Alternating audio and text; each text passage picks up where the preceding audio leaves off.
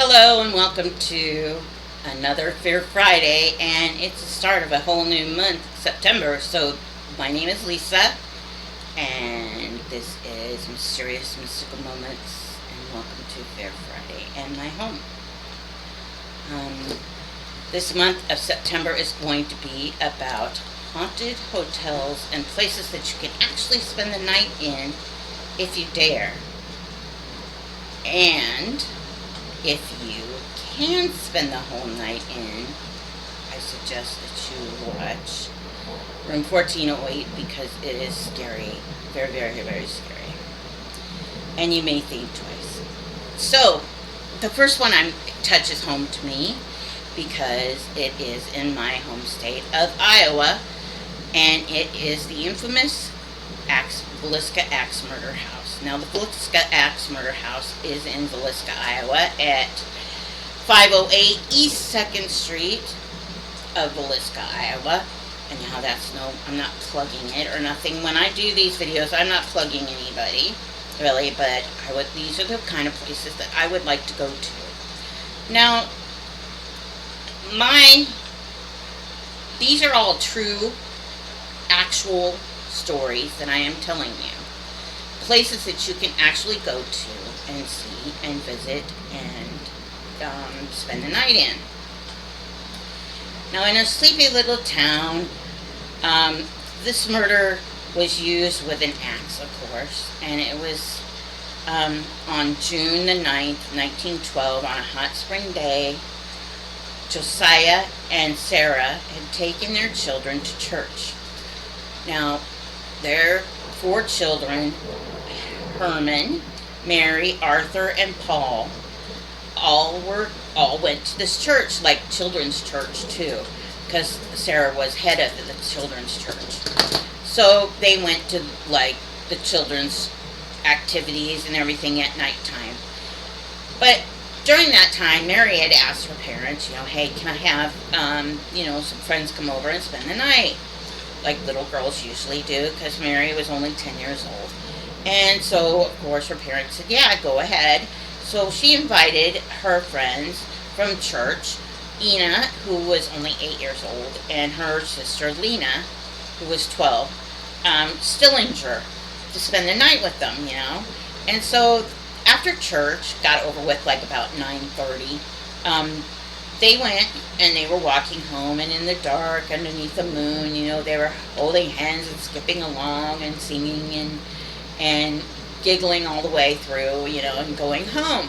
So once they got home, back to the Moore house, the parents had told the children it was time for bed, and they went home, or went in their rooms, and the Moore children went in their rooms and went to bed.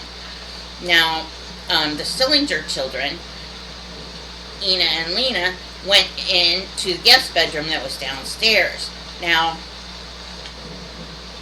sometime after the family and everybody was tucked in bed and all asleep, sometime between early morning, like 5 or maybe, I don't know, earlier than that, real early in the morning, someone had either snuck in, or they had already been in the attic, because they found like 2 cigarette butts in the attic.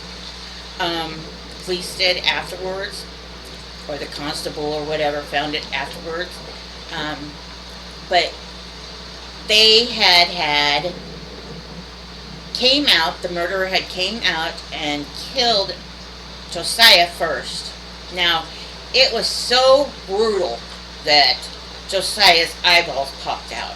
I mean, just hit him and his eyeballs had popped out. And they must have hit him like square, like this, right between the eyes. I just can imagine. And this happened on June the 10th. Now, see, the evening, like I said, on June the 9th of 1912, they went to church, they came home, they went to bed.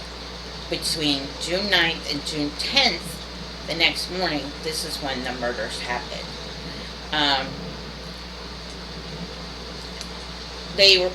First, it was Josiah that had died and got it.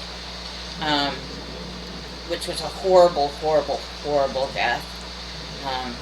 Like I said, but then Sarah got it next. his wife got it next and killed her next to him. You think that after the first blow that Sarah would be screaming at the top of her lungs, seeing her husband getting hit in the head with an axe. It was so hard that Josiah, there was actually the way they swung the axe up, it hit the ceiling, and there's still ceiling dents inside the ceiling, like nicks in the ceiling where the axe had hit the top of the ceiling and came down upon Josiah's head. I can't imagine what this poor family went through, It's so sad to think about it. But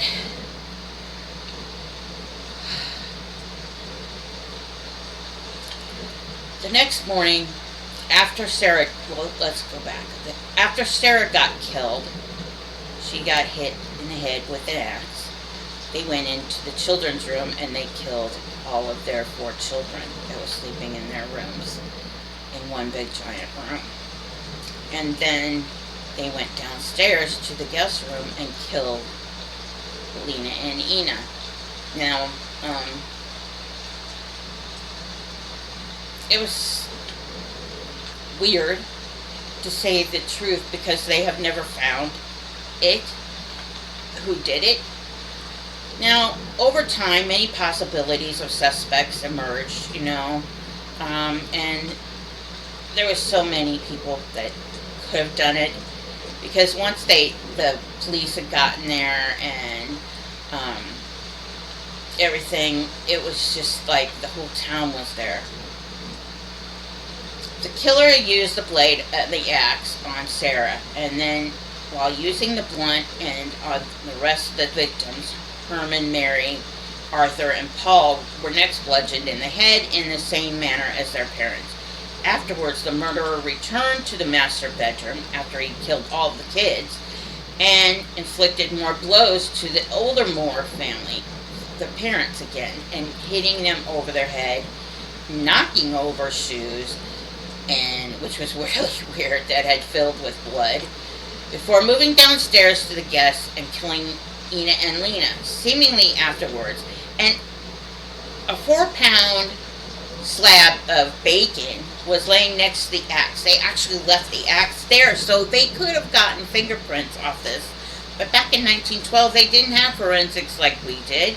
Obviously, they didn't have anything, and it said that they had let the entire town in to investigate to see if they had done it. It was just like, it's kind of like with Lizzie Borden, they let the whole town in, and for the investigation to see everything.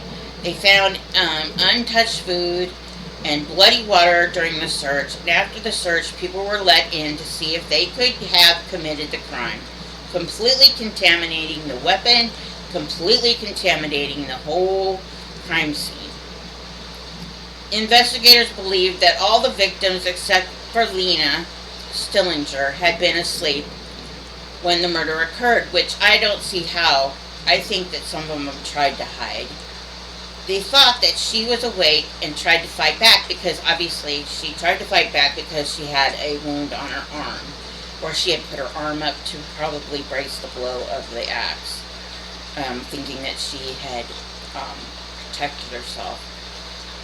Now, Lena's nightgown, which this is kind of weird, but Lena's nightgown was pushed up to her waist and she was wearing no undergarments, leading to the law enforcement speculation that the killer was a sexual molester who tried to molest her or tried to attempt to do so.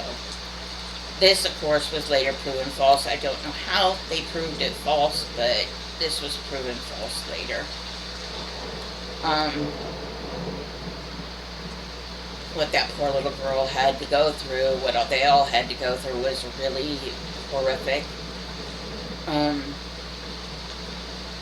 The way they were found, let me go back a little bit to tell you who actually found them. Mary Peckman, the neighbor next door at about 7 o'clock in the morning came over and noticed that her neighbors weren't coming outside to do their morning chores, like feed the chickens and stuff like that Iowa farmers kind of do. People that the Moore family actually owned a store, so they weren't really farmers; they were actually store owners. But they raised chickens, for eggs and things like that. Or fried chicken. That's the only chicken I like. Anyway, I'm sorry, I'm making fun of the dead. I'm not making fun of the dead.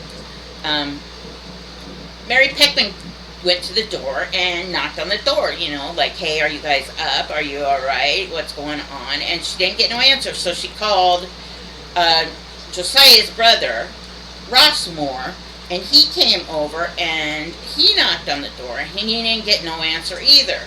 So Mary and Ross went over, and Ross opened the door with his spare key. Now he told Mary to stay out on the porch. He didn't have no response, and he didn't want her to come in the house, and maybe find him sick or something, which was kind of odd. But Ross unlocked the front door with his copy of his key while Peckman stood on the porch. Ross went into the parlor and opened the guest bedroom, where he found Ina and Lena Sterlinger's bodies on the bed. Moore immediately told Peckman to call Henry Horton, the Villisca's primary peace officer, who arrived shortly after. Horton searched the entire house, revealed the entire family Moore. The entire Moore family and the two Sterling children had been bludgeoned to death with an axe.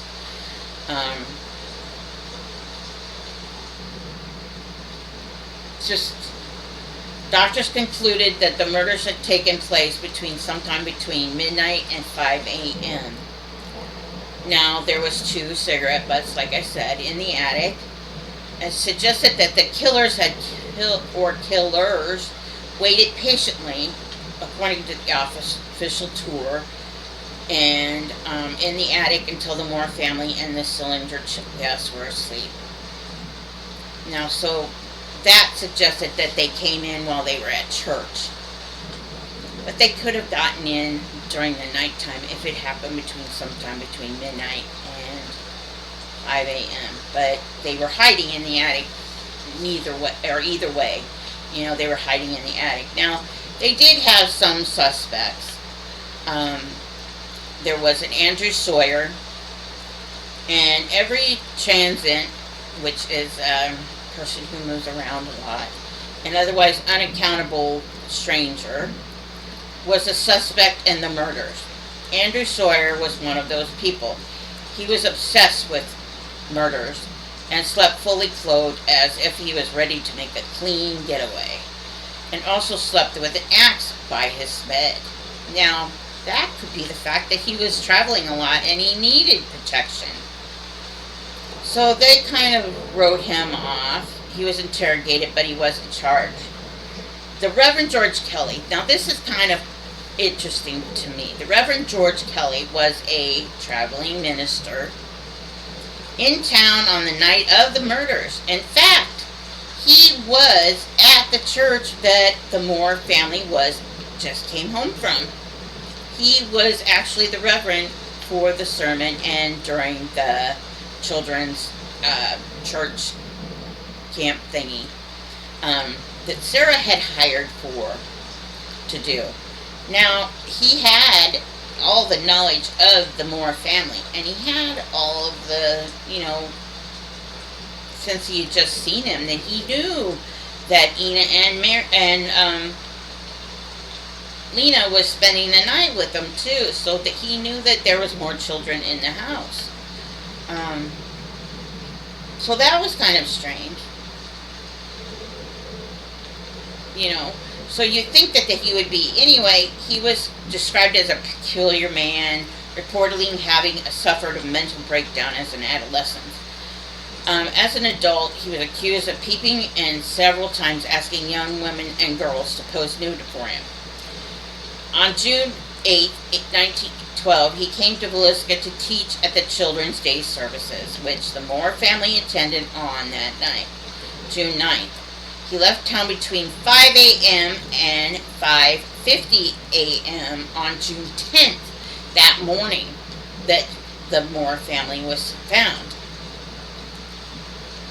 Now, Reverend Kelly had confessed to the murders in court, but the jury didn't believe his confession. They somehow thought he was just mental, and he got off on an insanity plea. What we call an insanity plea now. In the weeks that followed, he displayed a fascination with the case and wrote many letters to the police and the investigators and the family of the deceased.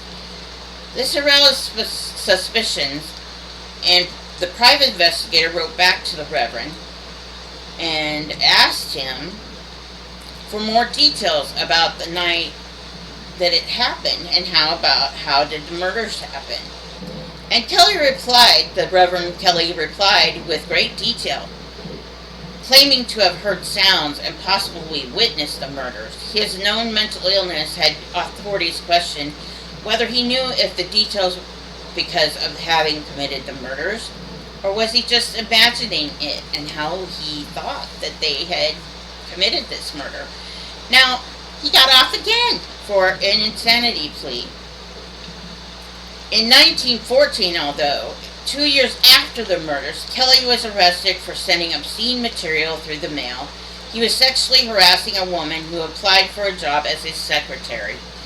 He was sent to the Elizabeth Mental Hospital, the National Mental Hospital in Washington, D.C., and investigators there speculated again that Kelly would have been the murderers of the Moore family. Well, in 1917, Kelly was arrested for the Villisca axe murders, and police obtained a confession from him. However, it followed many hours of interrogation, and Kelly later recanted it and said he didn't do it. After 2 separate trials, now, this goes in the thing of double jeopardy. I don't remember how or when double jeopardy came into law where you can't be tried for the same thing twice. But this kind of falls into double jeopardy. In 2 separate trials, he was still committed or found innocent of the Moore family's deaths because he was crazy. And I think that the jury was crazy for not believing this man who had said all these years that he committed this crime. Another theory was that Senator Jones hired William Blackie Mansfield to murder the Moore family. 9 months before the murder of Villisca, a similar case of axe murder was occurred in Colorado Springs. Now, 2 axe murderers cases followed the Ellsworth, Kansas, and Paloa, Kansas. The cases were so similar enough to the axe murder house and the Moore family that they thought they were dealing with a serial killer. Now, see, if the Reverend was a traveling Reverend, and maybe he was at Kansas at that time, because Kansas is not too far from Iowa. That was just weird. But, according to Wilkinsburg investigations, all of the murders were committed in precisely at the same manner, indicating the same man probably committed them. And like I said, why couldn't it have been that traveling salesman? However, R.H. Thorpe, a restaurant owner from Shenandoah, Iowa, identified Mansfield as the man he saw the morning after the Villisca murders before a train at Clarinda, Iowa. Now, this man said he had walked from Villisca. It proven to be true that this testimony would prove Mansfield. Furthermore, it was reported that Mrs. Vina Tompkins of Marshalltown was on her way to testify that she had heard 3 men in the woods plotting the murder of the Moore family a short time before the killings. Now, there was 3 of them, they said. This lady did. But you know how I'm not saying she was a liar, but you know how people, stories start building up and building up, building up after somebody had just, got killed. Then there was Henry Lee Moore. Now, no relation to Josiah or Sarah Moore. Henry Lee Moore was the suspected serial killer who was convicted of the murder of his mother and his grandmother several months after the Villisca axe murder house, and his weapon of choice was being an axe. Now, like I said, axes were laying around everybody's home at that time. They had to chop wood. They had to chop wood for fireplaces to keep warm. They had to chop wood to cook with. They had to do all this stuff, to maintain their home. Cut chickens' heads off, whatever. But yeah, they had to do all of that. So yes, they were just laying around everywhere. Before and after the Villisca axe murders, the very similar axe murder of his mother and his grandmother were committed, and all cases showing striking similarities, they said, leading to strong suspicion that some or all of the crimes were committed by the axe-murdering serial killer. And just like Blackie Mansfield, the axe-murdering Henry Moore can also be considered as a suspect in some of these slayings. Now, maybe it was Mansfield, the Reverend, and this Moore guy. Now, Sam Moyer was Sarah's brother. Now, Sam always threatened to kill Josiah, but, nowadays, maybe they were joking around. I'm going to kill you. That's what they would say, or whatever. Or maybe he was fighting because he didn't like Josiah. But, why would he kill his own sister? Why would he kill his nieces and nephews? Why would he kill innocent children? That would be that. But further upon investigation, of course, he was cleared of it, the crime. There was Paul Mueller, the man from the train. Bill James and the daughter, Beth Rachel McCarthy. James discussed the Villisca axe murders as part of a much larger series of murders which they believe were committed by a single serial killer. Now, this guy was just in it to write a book and trying to find people. So he was, found not guilty. Now, you can go and stay, like I said, at this hotel, or this home in Iowa. You can go and spend the night there. You can get group things. Or you can just go visit it as a day trip for a, museum or whatever. The price of it is $428 for 1 to 6 people as a group, because most paranormal groups come to this house for the reason of it being one of the top 5 most haunted places in America. And each person above 6 people in your group is $75 an additional price. So, 1 to 6 people, it says, if you want to come and investigate and spend the whole night there.